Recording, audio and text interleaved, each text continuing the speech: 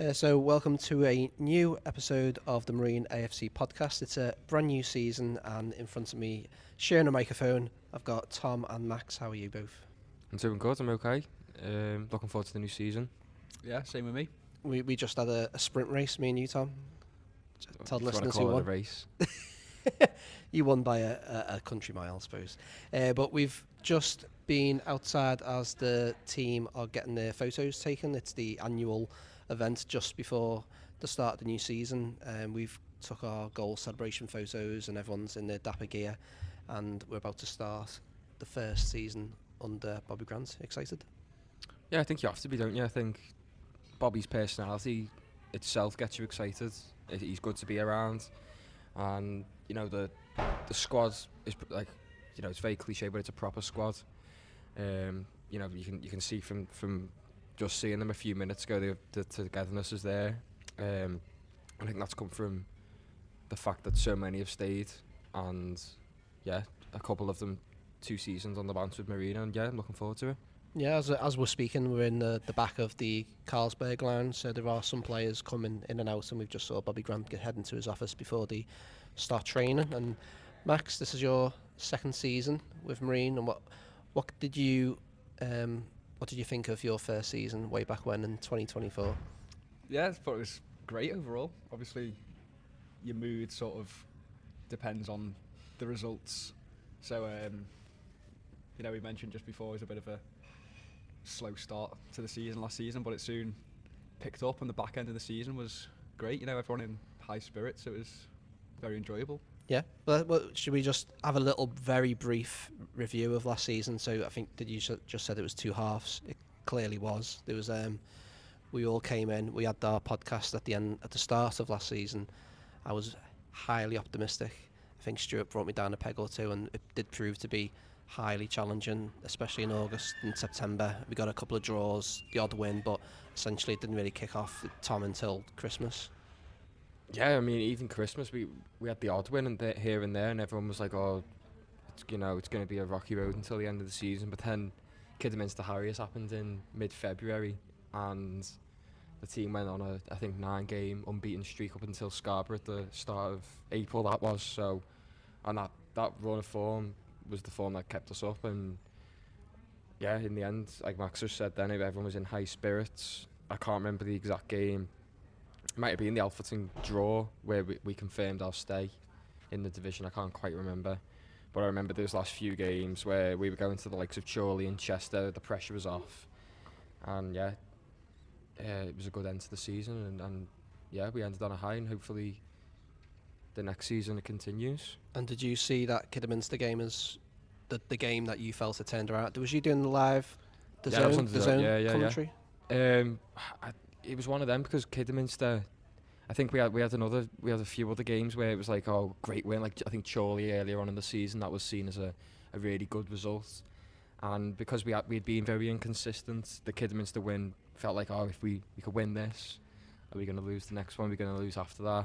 But then we went to Radcliffe, we went to Spennymoor, got big wins against the likes of Needham Market and Southport, who were down there with us at the time. And then, you know, after those games, you know, we were really, really looking good heading into the back end of the season.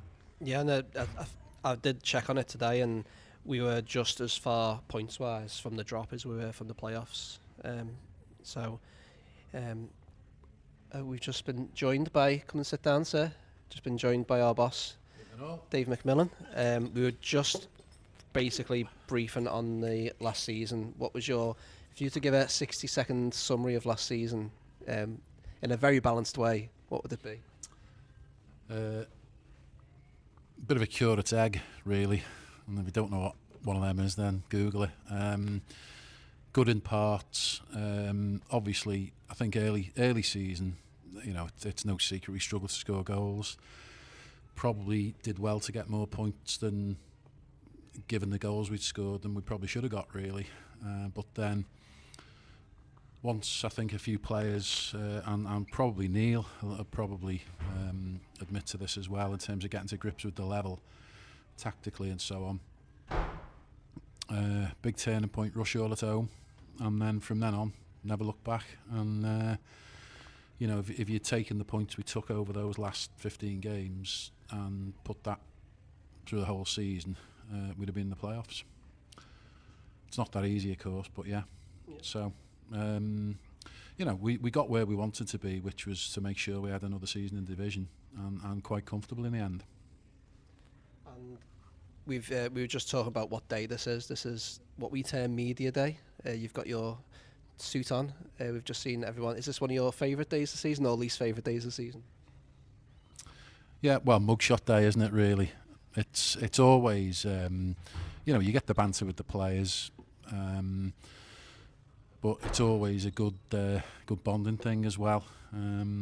So I've done quite a few of these now over the years. So new season, new suit. Well, look your best, haven't you? Yeah. We were just going to talk about summer. Obviously, Bobby came in. We've lost Neil to upstairs, even though upstairs doesn't exist at this ground. It's all ground level. And we've got at the time of talking, I believe we've got 4 new players. But obviously, the season is 4 days away, and we can expect to see other players, which we can't talk about. We've seen them, Tom. We've seen some people getting their photos taken, which we can't talk about. Yes, we have.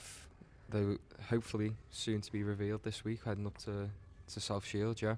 And as ever, every summer, people get a bit, maybe talk to Dave about this, people get a bit stressed out about one of the positions on the field, but as I've seen the last 3 seasons, it's never anything to worry about. We go through the season, we've got a strategy. The strategy is typically loans, and it typically works out for us. 2 things I tend to get asked about is chips and goalkeepers. So, yeah. As I often point out, as you just said, you know, we got promoted with lone goalkeepers. Ultimately, you've got to trust your manager and director of football in terms of bringing the right players in. And okay, a couple of keepers got recall last season, but you know, certainly in terms of quality, you know, they're all very good players and probably better than you get on the open market, if that makes sense. Plus, of course, those keepers will train with their parent club. So in terms of working on, you know, whatever they need to work on during the week, it works quite well.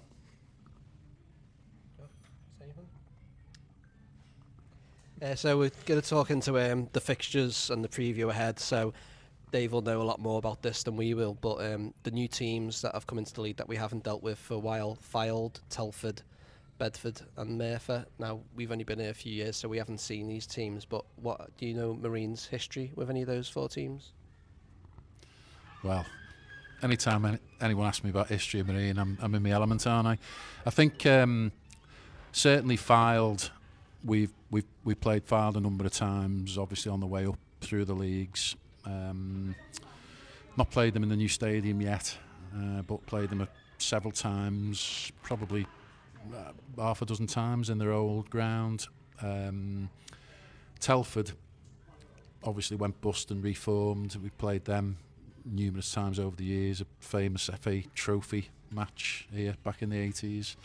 I don't believe we've met either Bedford or Merthyr. Obviously, we've got the Merthyr connection with John Capel, so I think obviously there's quite a few people looking forward to the trip down there. Let's not say, well, I think we'll come on to the fact that it's on a Tuesday later on. And yeah, we've got old friends. We've got Macclesfield and Worksop. Macclesfield probably not played Mac that much because, you know, they're a football league for a long time. Obviously, you know, there's one particular fixture that I'm sure that they won't need reminding about. Worksop have been in the MPL for donkey's years, so played them on many occasions. I'm old enough to remember their old ground in the town centre, and all tough opponents. Yeah. Tom, particular Macclesfield and Worksop, we've got good memories of those teams. I try to term Worksop as like the Battle of Worksop every time we played them, and obviously we've got memories of Macclesfield. What are your memories of them? Yeah, well, both of them I think included very good commentaries by Kevin Bannon, who will be returning with Fylde. As far as I know, he's still at Fylde on the commentary for them. So if we let him in, of course, yeah.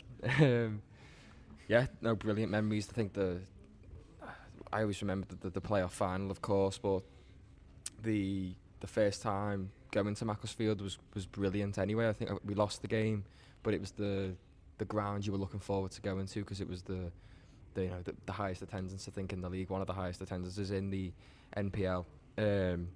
So it was a ground you look forward to going to, and Worksop, they've got a nice setup now as well. I'm not old enough to remember their old ground, sorry Dave. But Shots fired. Two great clubs to be coming up against again this season. Yeah, I'm looking forward to those two games. And over to Max, what kind of fixtures are you looking forward to this season? If there are any of those teams you've just mentioned, or is it something completely different? Well, yeah, as Tom's mentioned there, how good an away trip to Macclesfield is, something I haven't experienced yet. So, Of course. hearing from all of you on the media team, really, how good that was. That's definitely something I think I'm looking if forward Tom to. enjoyed the pizzas, which is ironic because I've Yeah. got one right next to me that's waiting to be ate. It smells lovely, to be fair. Smells pretty good, to be fair. Yeah. Pizza's available in the bistro. What other fixtures, Max, are you looking forward to? Well, you mentioned Merthyr as well, quite early on a Tuesday. You know, I don't particularly mind the longer ways. I find them quite. Well, I wouldn't go as far as fun, but Well, when you get there, it's all right. do you but know what time we're leaving for that? No idea. Quarter to 1. Quarter to 1. Yeah. The night before. So yeah, I've got a holiday that week, so I'm amazed that all three of us are at the moment going to that game. Yeah. So speaking on to that, I've written some pros and cons about the fixtures, and a pro could be considered Merthyr's done straight away. It's a Tuesday night, and I did check the Tuesday fixtures, and that obviously is the worst one. But aside from that, I don't think the Tuesday fixtures are particularly that bad. Is there anything that you've gleaned, Tom, from like the pattern of fixtures, or anything jumps out date wise or months? Well, the first one, the one that jumps out straight away is they were playing South Shields on the first day when we played them on the last day of last season. So that's quite a funny coincidence. But no, yeah, like you say, the Tuesday nights aren't that bad. The two ones where you'd expect a long trip for perhaps an overnight would be the Oxford and Kings Lynn, which are very close together in March and April, I think. But no, you know, the Boxing Day fixture against Southport, I think for me is the one that jumps out. That'll be a brilliant crowd. Probably can expect a sellout, close to a sellout.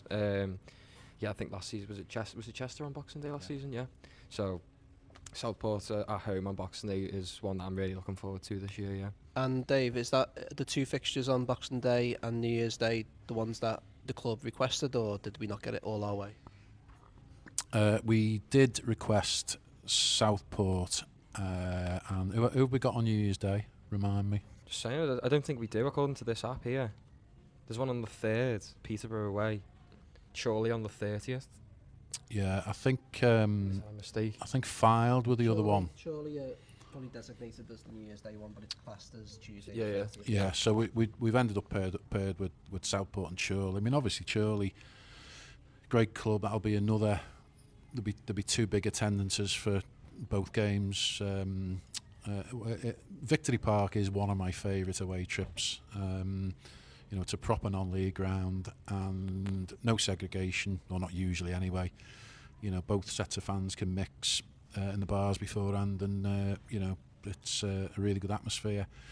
Southport own Boxing Day. Well, you know, again, some of us who go back to the 80s, that was always the big derby, home and away. Obviously, at the time, they'd not long come out of the Football League, so always tight games, you know, proper battles, and you know, I think last season wasn't much different, and obviously we drew one and won the other without conceding a goal. So hopefully a bit more of the same, and you know, I'm sure we'll mention that we played Spurs once as well. Yeah, Merthyr is a bit of a beast of a trip, but as you say, you know, we've got South Shields and Merthyr in August, so likely both are going to get played. Is what it is. You know, we're in a senior non-league, and you're going to get a lot of travelling. So, you know, and the league can't please everybody all of the time, but you know, we are where we are. Yeah, and hopefully if this goes out before the first game, then South Shields, we got the bus over the line. So thank you to the fans for that. And other things that hopefully I have got correct is we're home on non-league day again, which is a great occasion when the Premier League has a little sleep. Easter Monday we're at home, and it looks kind of kind to us if FA Cup and trophy dates go our way. So if the worst comes to worst and we get knocked out, but other teams are still in it, if that game gets postponed, we'd have to play them on a Tuesday, but most of those games are at home anyway. So that actually benefits us a lot and would hinder those teams that have stayed in that competition. And there's only the odd Tuesday away. If that was to happen the opposite way around and we were still in the competition, it's not that far a trip. But I think a tough winter looks ahead on the fixture list. And like Dave just said, the Merthyr trip gives memories last season of like Oxford City and Rushall on Tuesday nights, which didn't end well for Marine, and obviously they coincided with long journeys. Tom, any away grounds you're specifically looking forward to other than the football? In terms of food, you mean? We always talk about food. I mean, I know it's at the very end, but Spennymoor last season was top for food wise. What was that, Tom? I can't even remember the name of it, but it was some massive burger. Were you there, Dave? You don't know, you didn't make the trip. Tom was Dave was in hospitality. It was like a new, because we've been to. It was my second visit to Spennymoor, and they didn't have it the first time, and then they had this new big chicken burger, beef burger van, and it was top notch food from the can you call them? Yeah, Geordies. Yeah, Ooh. Basically. Oh, we'll have to go to the adjudicators for that. And on the same vein of food, who do we want to get promoted in the MPL this season to come up to the National League North? If it was just based on food. Hyde. Well done. Right, Burgers correct answer. We've ran through that really quickly. We've had a little quick review and the summer, the season preview and some fixtures. I think the only thing we haven't really jumped on at length is like Bobby. He's got managerial experience in Radcliffe. He's got experience with Marine. He knows the club, as the cliche goes. But he's going to be completely different to Neil. Without, obviously, we're not disparaging Neil anyway, but like, what can Bobby bring extra to the team that maybe Marine hasn't seen? I'd say intensity is a very key word in the way Bobby wants his team to play. Full of energy. I think it was Prescott at home, constant press on the opposition. And he says that after every post-match interview. That's what he wants to see from his team week in, week out, the intensity, the work ethic. Not saying that wasn't there for Neil, but you can know the energy certainly is a must for Bobby and his players, I think. Yeah. Anything you want to add, Max, Bobby's upcoming tenure? Yeah, I mean, just going off that Prescott game again, as Tom said, very high press. As soon as the ball was lost, it was won back within 10 seconds on countless occasions. And we also saw, especially like the two centre halves, especially Wardle, seeing a lot of the ball. And I think maybe that'll be key to unlocking sides in the league that maybe we didn't have at the start of last season. But on the other hand, it's also potentially quite a risky way of playing. But yeah, I'm sure we'll see how it'll go. Yeah, one way or the other. But yeah, it looks exciting, something to look forward to anyway. So yeah, Rose a pint half full on this podcast. So that's, and just finish off with Dave, and anything to do with the ground or the club in general that you're looking forward to, maybe on a non-footballing aspect that you're quite happy to get over the line on the off season. Yeah, well, we've done some improvements to the Jubilee Road shelter in terms of the walkway down the side, and still got a couple of little bits and pieces there just to finish that off. Obviously the stand is now complete in terms of, obviously it was complete at the end of last season, but we've put lighting in it now as well, so you'll be able to see what you're doing in terms of if you're slugging your pint or. You can see where they can bang to the back. Yeah, no, don't now. That's strictly not allowed. We can't be having that, as you wouldn't believe the amount of complaints we get. And the other main, well, two other main things we've done is the hub, which obviously is fantastic. And we have just completed the final upgrade to the PA system.